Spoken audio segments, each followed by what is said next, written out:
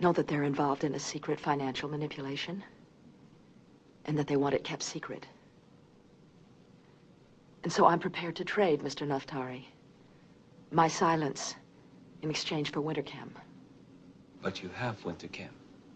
Our contract has to be renegotiated so that if Borough National goes under, I don't lose my company to the Saudis. My silence is the only leverage I have. Forgive me, but silence about what? Some secret financial manipulation?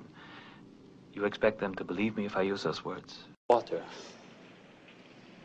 You cannot pull $95 million in one chunk from a bank the size of Borough National. When I undertook to manage this plan, you agreed to do it gradually in small amounts. You're now starting to move billions in a matter of weeks. The world economic situation is deteriorating more rapidly than we had thought. We don't think we can afford to wait, Max. There will be no collapse in the foreseeable future unless you panic and start it with some damn fool move like this. And if you are wrong, what then?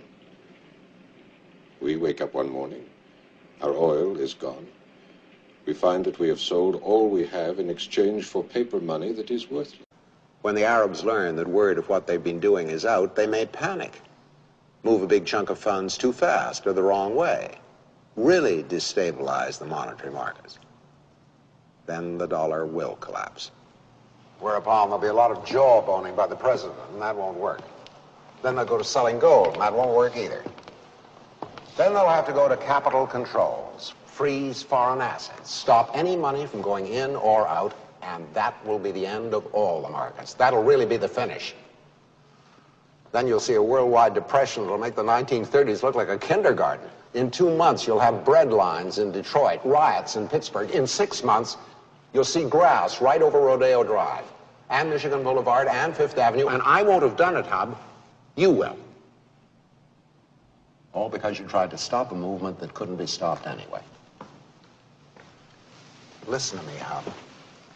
Money, capital, has a life of its own. It's a force of nature, like gravity, like the oceans. It flows where it wants to flow. This whole thing with the Arabs and gold is inevitable. We're just going with the tide. The only question is whether you want to let it go like an unguided missile and raise hell, or whether you want to keep it in the hands of responsible people. Keep it channeled. Keep it quiet. Believe me, Hub, the dollar will hold. Believe me. The system will be fine, providing nobody panics.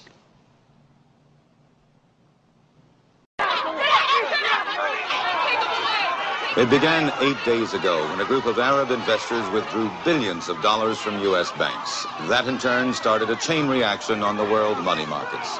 Dollars, pounds, marks, francs, yen. Not one currency escaped. This scene outside a Manhattan bank was duplicated all over the world as people saw their life savings become worthless in a matter of hours. Good evening. I'm George Page in New York, and this is another in our series of reports on the world economic crisis. The growing paralysis of the industrial world has left millions without jobs, without money, and without hope. Crowds of unemployed poured into Washington yesterday. They stood in silent protest before the nation's leaders. At the same time, more than 1 million people packed St. Peter's Square, where the Pope urged calm and nonviolence. The Pontiff asked for prayers for world leaders, prayers and peace and reason. But the last 24 hours have been marked by growing protests and ever-increasing violence. Last night, demonstrators burned American currency in front of the White House, and attempts to put out the fires led to a confrontation with police. Every hour, from every corner of the globe, there are new reports of outraged crowds demanding action. A bankrupt world seems to be teetering on the very edge of anarchy.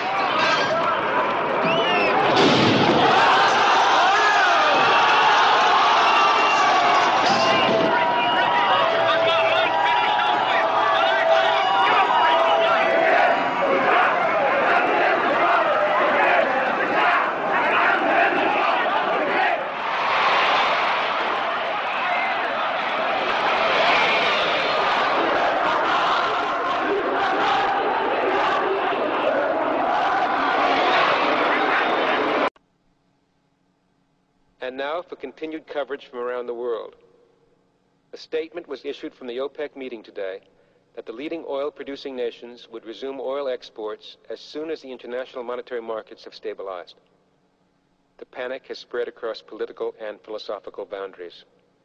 The USSR and the developed Eastern European communist countries dependent on Western trade and capital have witnessed the same riots that have taken place in the West. The Economic Summit Conference tomorrow will be attended by leaders of the West, the East, and the Third World.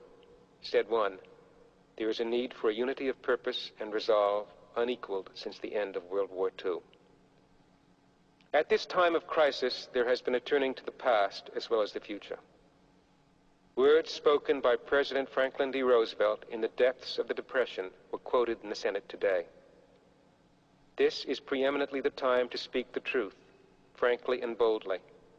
Nor need we shrink from honestly facing conditions in our country today. This great nation will endure as it has endured, will revive and will prosper.